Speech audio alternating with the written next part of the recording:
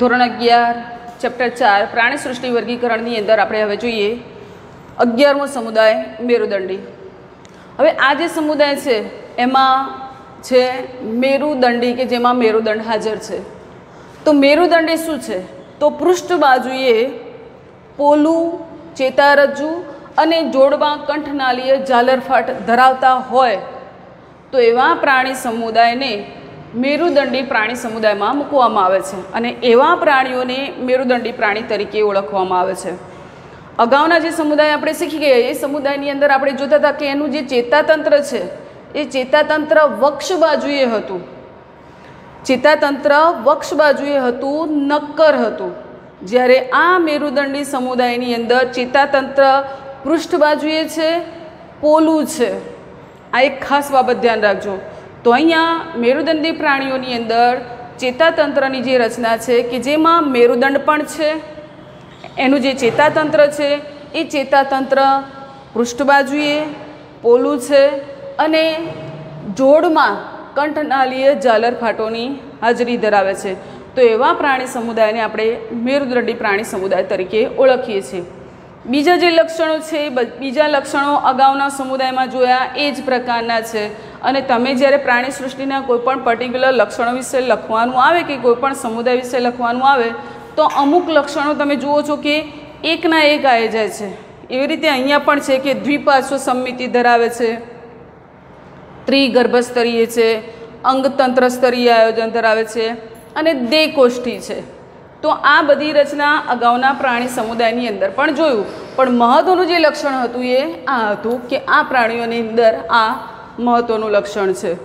હવે પશ્વભાગે ગુદાપુચ્છ જીવનભર કે જીવનના કેટલાક તબક્કાની અંદર જોવા મળે છે। આ એક બીજી લાક્ષણિકતા છે કે જે મેરુદંડી પ્રાણીઓમાં ખાસ જોવા મળે છે।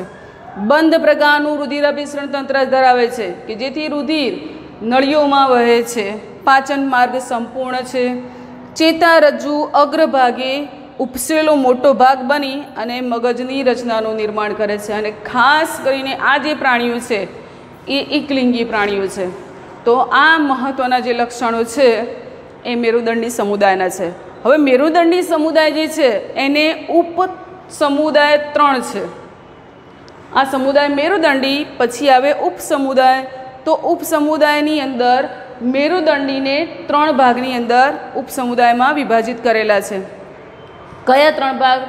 પહેલો છે પુચ્છ મેરુદંડી કે જેને કંચુક મેરુદંડી પણ કહેવામાં આવે છે, પછી છે શીર્ષ મેરુદંડી અને ત્રીજો છે પૃષ્ઠવંશી। આ 3 એ ઉપસમુદાય છે જેમાંથી પુચ્છ મેરુદંડી અને શીર્ષ મેરુદંડીને આદિ મેરુદંડીઓ તરીકે ઓળખવામાં આવે છે અથવા આદિ મેરુદંડી તરીકે ઉલ્લેખ કરવામાં આવેલો છે। આ ખાસ ધ્યાન રાખજો। કયા 2 ઉપસમુદાય? પુચ્છ મેરુદંડી અને શીર્ષ મેરુદંડીને આદિ મેરુદંડી તરીકે ઉલ્લેખવામાં આવેલો છે। હવે આ જે સમુદાય છે એ મેરુદંડી સમુદાય છે, એની આગળના જે સમુદાય આપણે શીખી ગયા જે પણ કોષ્ઠાત્રી, પૃથુકુમી, સૂત્રકુમી, નુપુરક, સંધિપાદ, શૂળત્વચી, મૃદુકાય, આ બધા જે સમુદાય આપણે શીખી ગયા છે એ બધા સમુદાયને આપણે અમેરુદંડી સમુદાય કહીએ છીએ, બરાબર, કે જેમાં મેરુદંડ નહોતો। તો હવે આ અમેરુદંડી અને મેરુદંડી વચ્ચે શું ભેદ છે? પરીક્ષાની અંદર કેટલીક વખત પૂછાઈ જાય છે એટલે આપણે એને સમજવો જરૂરી છે।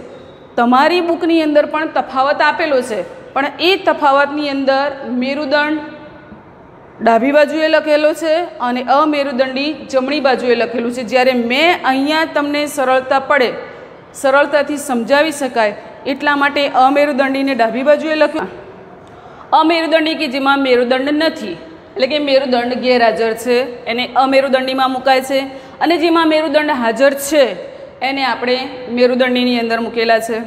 બીજું મેં તમને વાત કરી હતી કે ચેતાતંત્રની જે રચના છે એ ચેતાતંત્રની રચના મેરુદંડી પ્રાણીઓની અંદર પૃષ્ઠ બાજુએ છે, પોલું છે અને એકવડું છે અને અમેરુદંડી પ્રાણીઓની અંદર ચેતાતંત્ર વક્ષ બાજુએ, નક્કર અને બેવડું છે। હવે આ કઈ રચના છે જો તમને સમજાવું કે આપણે સંધિપાદ સમુદાય શીખી ગયા અને સંધિપા સમુદાયની અંદર આપણે વંદાની રચના હતી એની અંદર તમને સમજ આપેલી હતી કે વંદો છે, અળસિયું છે, આવા જે પ્રાણી હતા એ પ્રાણીઓની અંદર એનું જે ચેતાતંત્રની રચના છે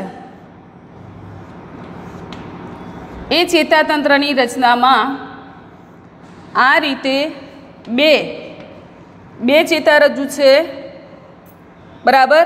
એ બે ચેતારજ્જુ ચેતાકંદમાં ફેરવાય છે અને પાર્શ્વ બાજુએ ચેતારજ્જુનું નિર્માણ કરે છે. તો અહીંયા બેવડી રચના છે, બરાબર. ક્યાં બેવડી રચના છે જે એકબીજા સાથે જોડાઈ અને નક્કર બને છે. તો અહીંયા ચેતાકંદોની રચના છે જે નક્કર રચના છે, પ્લસ એની ચેતારજ્જુઓ બે બાજુની બંને પાર્શ્વ બાજુઓની અલગ અલગ છે, એટલે બે પેરેરલ ગોઠવાયેલી છે અને એટલા માટે આપણે એને બેવડી કીધી છે, બરાબર.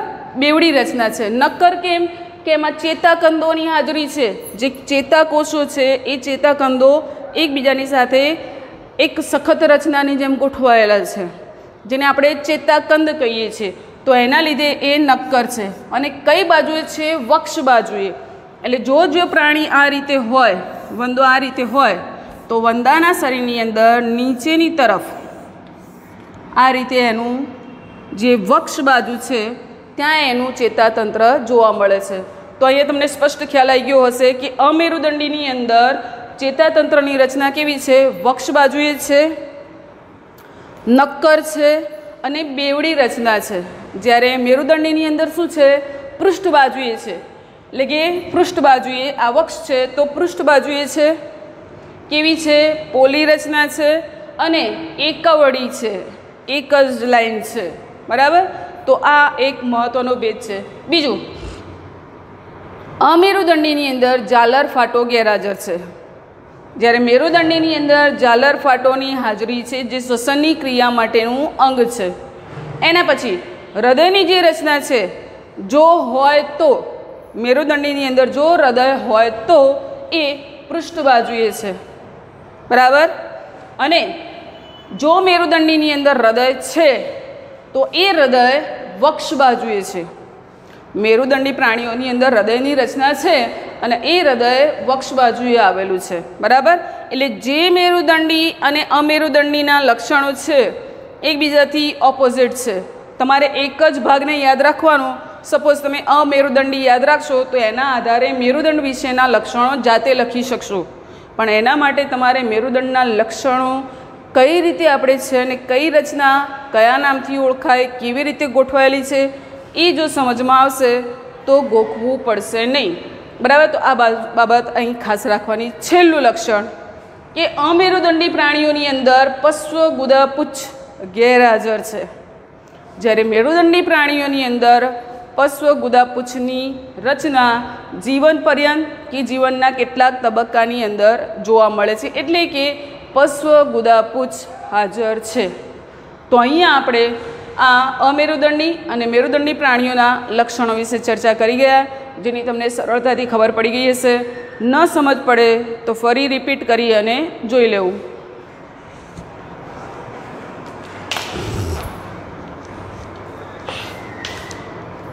અંદર વિભાજિત કરેલા છે ઉચ્ચ મેરુદંડી, શીર્ષ મેરુદંડી અને ત્રીજું છે પૃષ્ઠવંશી.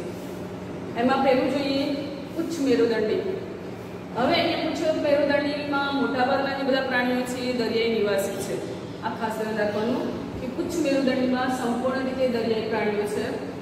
મેરુદંડ ફક્ત ડિંબીય અવસ્થા દરમિયાન જ જોવા મળે. ડિંબીય અવસ્થા એટલે તમને ખબર છે કે ઈંડામાંથી જ્યારે પ્રથમ તબક્કામાં જ્યારે રૂપાંતર પામે છે ત્યારે એ ડિંબ સ્વરૂપમાં હોય છે, અને એ ડિંબ અવસ્થાની અંદર મેરુદંડ જોવા મળતો હોય તો એને ઉચ્ચ મેરુદંડી કહેવાય છે. તો એની અંદર આ વિશેષ લક્ષણ છે કે ઉચ્ચ મેરુદંડી અને શીર્ષ મેરુદંડી અલગ પાડવા માટેનું આ એક મહત્વનું લક્ષણ કે ફક્ત ડિંબીય અવસ્થામાં મેરુદંડ હોય તો એને ઉચ્ચ મેરુદંડી તરીકે ઓળખવામાં આવે છે. ઉદાહરણ તરીકે એસિડિયા છે, સાલ્પા છે અને ડોલિયોલમ જેવા પ્રાણીઓનો સમાવેશ થાય છે. બીજો ઉપસમુદાય શીર્ષ મેરુદંડી.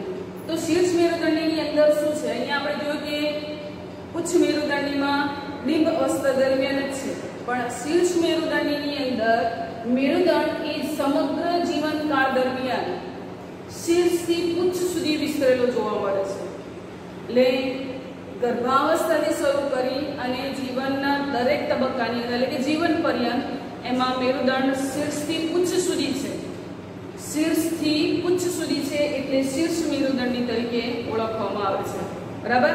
તો આ એક મહત્વનું લક્ષણ કે પુચ્છ મેરુદંડી અને શીર્ષ મેરુદંડી કેવી રીતે અલગ પડે, અને એની અંદર ઉદાહરણ તરીકે આપે છે બ્રેકિયોસ્ટોમા. હવે ત્રીજો છેલ્લો ઉપસમુદાય પૃષ્ઠવંશી કે જેની અંદર જટિલતા વધતી જાય છે. પૃષ્ઠવંશી પ્રાણીઓ, પૃષ્ઠવંશી પ્રાણીઓમાં જીવનના ગર્ભકાળ દરમિયાન મેરુદંડ ધરાવે છે કે જ્યારે ગર્ભાવસ્થામાં પસાર થતું હોય ત્યારે ગર્ભાવસ્થામાં મેરુદંડ છે, પણ જ્યારે પુખ્તાવસ્થા પ્રાપ્ત કરે ત્યારે પુખ્તાવસ્થાએ કાસ્થિમય કે અસ્થિમય કરોડ સ્તંભમાં રૂપાંતર પામે છે. આ જ મેરુદંડ કે જે ગર્ભકાળ દરમિયાન હતો એ મેરુદંડ પુખ્ત અવસ્થાએ એટલે કે મેચ્યોર સ્ટેજે કાસ્થિમય કે અસ્થિમય કરોડ સ્તંભમાં રૂપાંતર પામે અને એવા પ્રાણીઓને પૃષ્ઠવંશી પ્રાણીઓ તરીકે ઓળખવામાં આવે છે. હવે આ જે પૃષ્ઠવંશી પ્રાણીઓ છે એ બધા પૃષ્ઠવંશી પ્રાણીઓમાં ગર્ભ તબક્કામાંથી તો એટલે કે ગર્ભાવસ્થાના તબક્કામાંથી તો પસાર થવાના જ છે, અને આપણે હમણાં જ કહ્યું કે ગર્ભકાળ દરમિયાન મેરુદંડ ધરાવે છે એટલે કે દરેકે દરેક પૃષ્ઠવંશી પ્રાણી મેરુદંડ ધરાવે છે. કયા તબક્કામાં? ગર્ભ વિકાસના તબક્કાની અંદર. એટલે કે દરેક પૃષ્ઠવંશી મેરુદંડી છે, પણ દરેક મેરુદંડી એ પૃષ્ઠવંશી નથી. કેમ? કે અહીંયા મેરુદંડ પુખ્તાવસ્થાએ કરોડ સ્તંભમાં ફેરવાઈ જાય છે. કોમાં? કયા પ્રાણીઓમાં? પૃષ્ઠવંશી પ્રાણીઓમાં. એટલે મેરુદંડ એ પુખ્ત અવસ્થાએ કરોડ સ્તંભમાં ફેરવાય છે. એટલે કે મેરુદંડી જે પ્રાણીઓ છે એ પૃષ્ઠવંશી પ્રાણી ન કહી શકાય, કારણ કે એમના જીવનના દરેકે છેલ્લા તબક્કા સુધી એટલે કે જીવન પર્યંત મેરુદંડ છે. જ્યારે અહીંયા ગર્ભ વિકાસ દરમિયાન મેરુદંડ છે, પણ પુખ્તાવસ્થાએ એ કરોડ સ્તંભમાં ફેરવાઈ જાય છે. એટલે કે દરેક પૃષ્ઠવંશી મેરુદંડી છે, પણ દરેક મેરુદંડી એ પૃષ્ઠવંશી નથી. સમજ પડી હશે. પરીક્ષાની અંદર કેટલીક વખત કારણ પૂછાય છે, તો સમજવાનો પ્રયત્ન ફરી વિડીયો રિપીટ કરી અને કરી લેજો. બીજું કે વક્ષ બાજુએ 2, 3 કે 4 કોટરયુક્ત સ્નાયુ હૃદયની રચના જોવા મળે છે.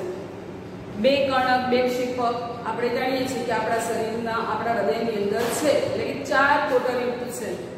એવું શરૂઆતના તબક્કાની અંદર જ્યારે વિકાસ પામેલું હૃદય છે એ દ્વિકોટરીય છે, પછી ત્રિકોટરીય બને છે અને પછી 4 કોટરીય રચના ધરાવતું છે. 4 કોટરયુક્ત સ્નાયુમય હૃદય આ પૃષ્ઠવંશી પ્રાણીઓમાં જોવા મળે. બીજું, ઉત્સર્જનની ક્રિયા અને આશ્રુતિ નિયમનની ક્રિયા કરવા માટે અહીંયા એક વિશિષ્ટ રચના જે મૃતપિંડની હાજરી જોવા મળે છે. એટલે કે આ પ્રાણીઓ એટલે પૃષ્ઠવંશી પ્રાણીઓ ઉત્સર્જન અને આશ્રુતિ નિયમન કરવા માટે મૂત્રપિંડની રચનાનું નિર્માણ થયેલું આપણને જોવા મળે છે. એના પછી આ પ્રાણીઓની અંદર પ્રચલન અંગો જોડમાં આવેલા છે. પ્રચલન અંગો આના પછી એટલે કે આપણે પૃષ્ઠવંશી પછી આગળ એના વિભાગો જોઈશું ત્યારે આપણે એમાં જોઈશું કે હનુવીન ને હનુધારી ને મત્સ્ય અને ચતુષ્પાદ આવે છે.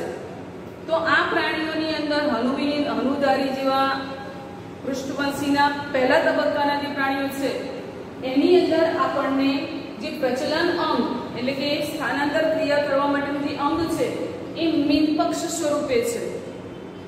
જ્યારે ઉચ્ચ કક્ષાના પ્રાણીઓની અંદર કે જેને આપણે ચતુષ્પાદ કહીએ છીએ એ ચતુષ્પાદની અંદર આપણને એ ઉપાંગોમાં રૂપાંતર થયેલું જોવા મળે છે. એટલે કે પૃષ્ઠવંશી પ્રાણીઓનું આ એક મહત્વનું લક્ષણ કે જોડમાં પ્રચલન અંગો ધરાવે છે કે જે મીનપક્ષ કે ઉપાંગો સ્વરૂપે હોઈ શકે છે.